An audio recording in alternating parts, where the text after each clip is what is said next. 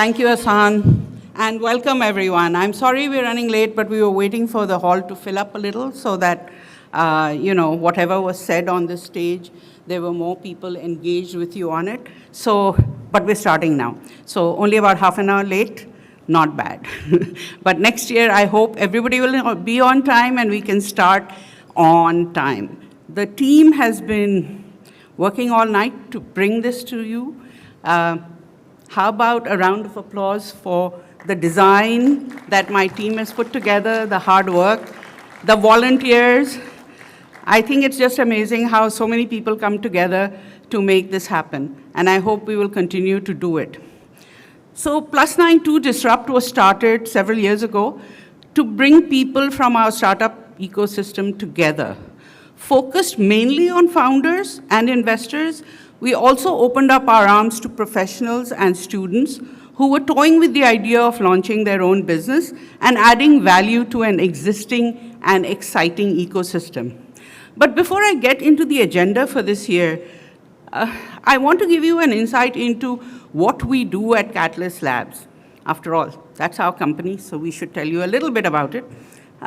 We're a startup accelerator, so we work with startups to ensure that if they want to scale, if they want to grow, that we are able to help connect them to businesses. We are able to help connect them to mentors so that they learn how to scale their business, how to expand not only within Pakistan, but also outside Pakistan.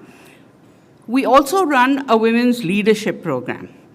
And as an extension of the Women Leadership Program that we run at Katalyst Labs, we also work on a program called Visa She's Next.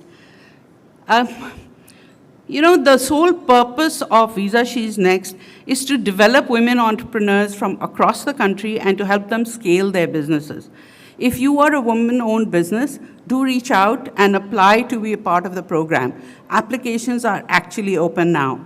So do that. You're not charged anything for it. You get help in financial management, leadership skills, you get connected to other entrepreneurs, and you learn how to grow the business that you have already started. So please, if you are a woman-owned business, please do that. We also run something called Karachi Slushed. How many of you have been to Karachi Slushed? Okay, it's a smaller number, Okay, we need to increase this. And that is an event meant to showcase early-stage entrepreneurs and to bring them together with mentors and coaches. So that takes place early in the year. I think it was May that we held it, and that was held at NASTAP on Share Faisal. So Plus 92Disrupt is our flagship event. At 92Disrupt, networking has taken on a completely new meaning. People come here to predominantly share knowledge and expertise, engage with new people, make connections, and find out about the direction the world is taking so that we can all connect to it in a more meaningful way. This year we have given our agenda new energy by including a diversity of sectors and topics. Because every year people ask, but what are you going to do this year that's going to be so different from what you did last year? Well, look at the agenda and you'll know it's very different from what happened last year or the year before. From pivoting to virality, sustainability, storytelling, bootstrapping, lasting businesses, the emergence of matchmaking platforms, the mental toll of building a startup, the evolving Desi pop music scene, content creation in the age of AI, and so much more. Key workshops on building market-ready startups with agentic development and on venture building in MENA in the age of AI add value to the mix.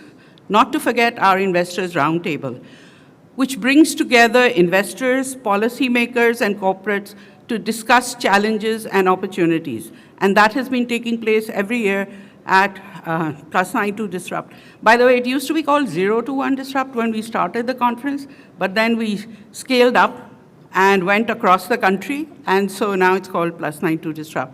So the Investors Roundtable is something that we look forward to because it brings both government stakeholders as well as investors and people who are involved in helping startups to get investment together so that they can talk about the challenges, the opportunities that are out there, and what to do in order to bring much more of it into Pakistan. We are living through a time when technology, creativity, purpose, and resilience are colliding in the most powerful ways.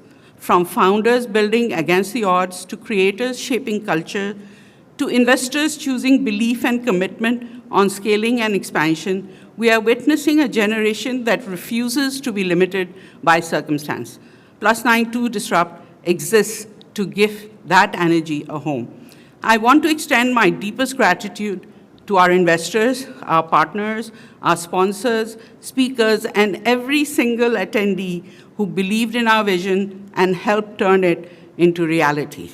You are not just enabling an event, you are enabling a generation of people and strengthening an ecosystem. To the incredible Katalyst Labs team, thank you for relentlessly dedicating your time, late nights, unshakable belief in what we are building together. The platform exists because of your passion, grit, and commitment to the community. If you are here today, you are part of this story. You are a part of this movement. Welcome to Plus 92Disrupt 2025. Let's build what matters together. Thank you for being here. I hope you enjoy all the conversations that take place today and tomorrow. And please do meet each other, talk to each other, try and learn from each other, and partner up if you think you can do things collaboratively much more than you can do them alone. Thank you so much.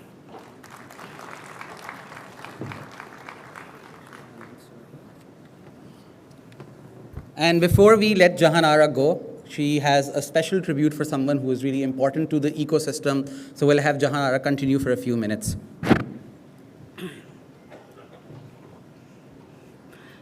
So it has been a rough few weeks and months for me.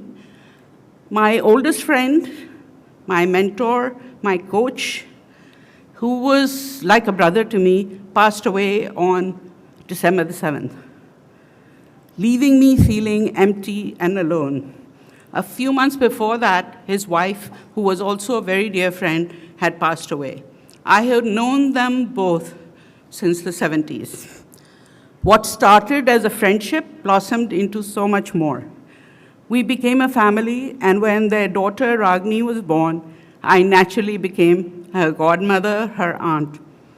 By now, you all know that I am referring to Jehan Ara, who's all over the place today, who was a master mariner. So he was a captain on one of the ships that were run by Gulf Management Group, and that's where I first met him. It was so funny. I was working for the company in Hong Kong, which managed those ships, and I was taking out a magazine. And somebody said to me, "Oh, you're always looking for good content for the magazine. There's a ship in town which is commanded by a guy who is very interesting. You must go and interview him. He will have lots of stories to tell." So I went onto the ship, and as soon as I met him, he offered me some chocolates. And I said, "I don't eat chocolates." And he looked at me as if I had said something really weird. He said, "Who doesn't eat chocolates?" And he insisted that I should have some chocolate. And I've never looked back. I mean, I'm now a chocolate connoisseur. So he's responsible for the weight I've gained over the years. But that's how we met. Jehan Ara was a pioneer of computer education in Pakistan, one of the key people behind a lot of the art, music, culture, and poetry activities that took place in Karachi, and an advisor and guide to so many young people and many older people as well. He was what you would call an enabler. He was a minefield of information and knowledge and carried out deep research into everything that interested him. And he passed on this knowledge to as many people as he could. I wonder if he had any idea how he affected and influenced the intellectual development of a diverse segment of the people he met, prodding and nudging them, challenging their beliefs, and making them look deep within themselves to find the direction that was best for them. One of the things Zach said often was, Three passions, simple but overwhelmingly strong, have governed my life: the longing for love, the search for knowledge, and unbearable pity for the suffering of mankind.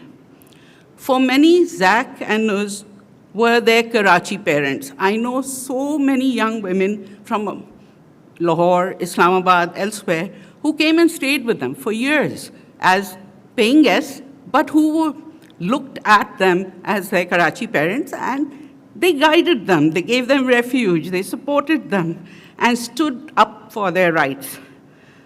Zach shaped the thinking of so many.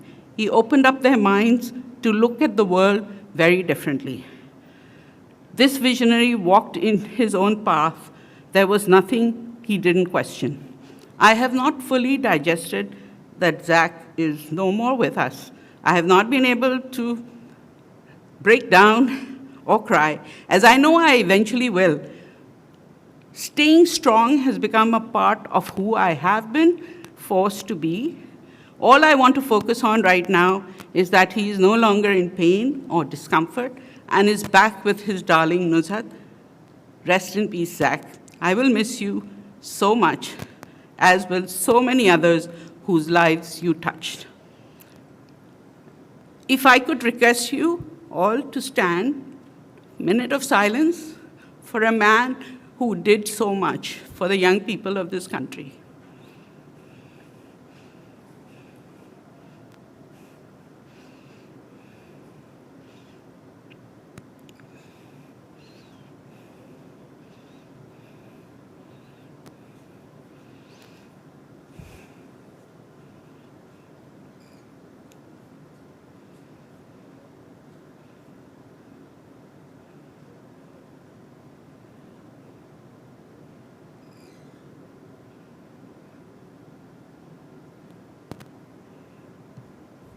Thank you. Please have a seat.